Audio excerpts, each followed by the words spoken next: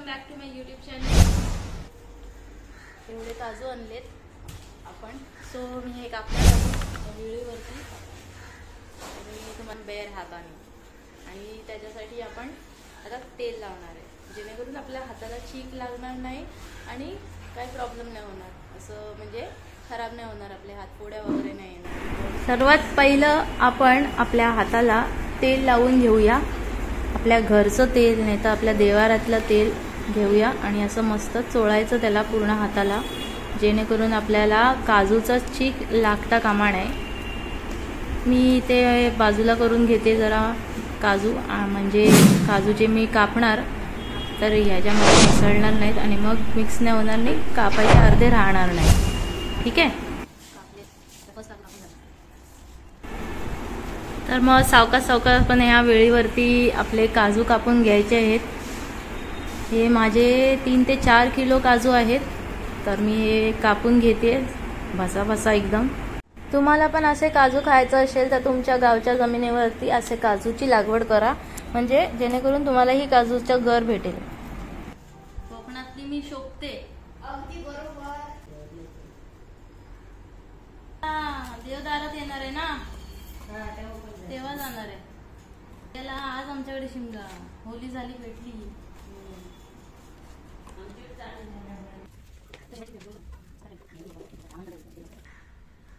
Last आहे आता हे आपला।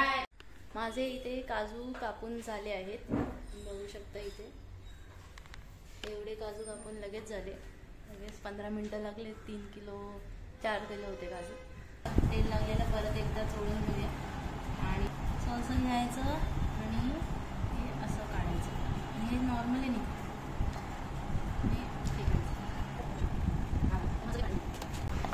कधी पण काजू काढताना ना असे काजू काढले, हा गर असा काढला त्याच्यानंतर खायचा नाही, नाही तर चीक लागणार। कॉमेंट करून नक्की सांगा की कोणाकोणाला काजू कापता येतात।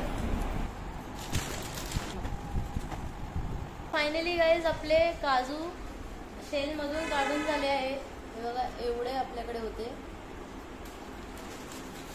तुम्ही बघू शकता एवढे शेल मधून आपण काजू काढले आणि याचा गर आता एवढे आहे, तर याची आपण भाजी करणार आहोत। सो हे आता असंच राहू देत, उमजू देत, म्हणजे त्याचा बाजूचा जो हे आहे त्याला कोटिंग आहे ना ती मग निघेल, तोपर्यंत आपण वेट करूया।